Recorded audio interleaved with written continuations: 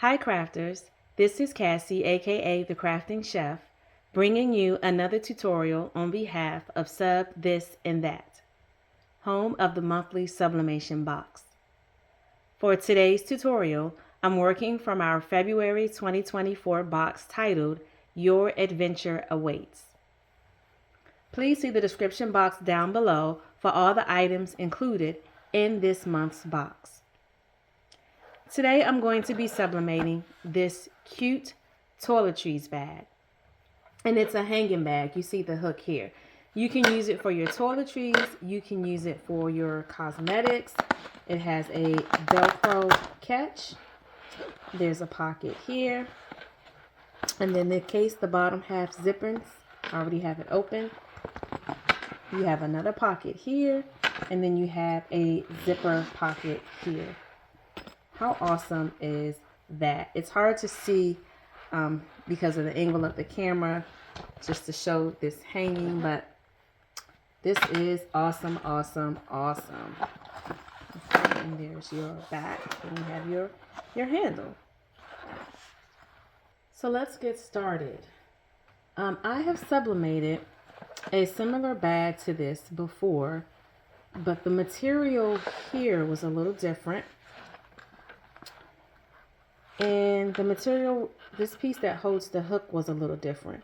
So for those bags, I had to remove the hook because this part was burning, and so was this part. But because this is more fabric, I am going to take a crafting risk. This might be the first one of 2024, and I am going to leave the hook on here, the hanging hook.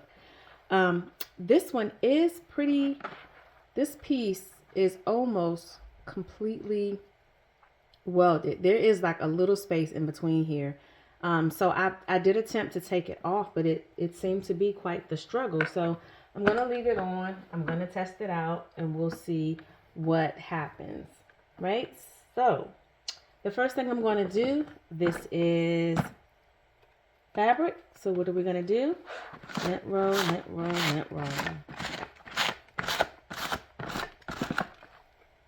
And I'm actually going to do a test on my heat press by pre-pressing this to see how it handles the fabric. So let's see. Let's pre-press this for 5 seconds. Okay. So I did a test with, excuse me, pre-pressing, which seemed to be okay. I did hang this off of, I hung this part of the bag off of my heat press, so only from about in front of the handle on down touch the surface of the heat press. You do want to remove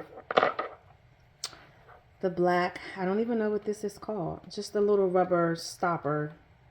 You want to remove that before you pre-press it. It came right off, so just pull that off because this will melt. Okay, so far so good. The pre-press seemed to be okay.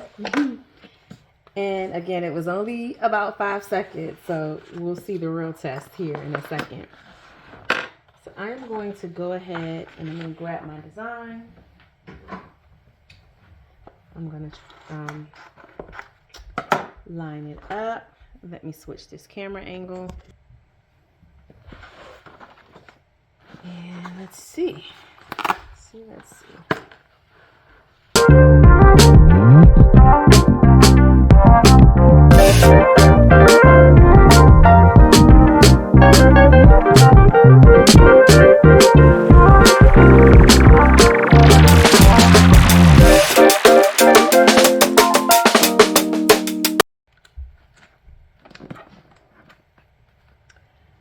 So I'm going to take this back over to my heat press.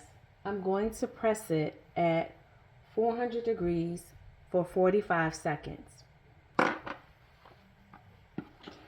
And I'm going to tell you, sorry about that. One of the things I would do differently, and I have not seen this yet, so I don't even know if I need to do that. But because I'm using the side of my heat press, right, because I don't want to put the whole thing on the heat press, I'm thinking the next time to use a press pillow to help supply more pressure because, and be very careful, this is hot. You know, to get the best pressure on your heat press from, guys, I still put it on here upside down. Darn it! You get the best pressure from your heat press in the center. So with this hanging off the side, but oh my gosh, this came out so cute with the exception of me having it upside down. How awesome is that?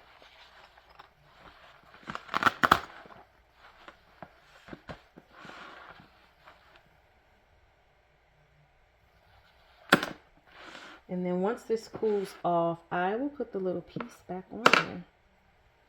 Oh my gosh, how cute. I'm very excited about this because I did not have the issues that I had with a previous brand from a different supplier, not Sub This and That.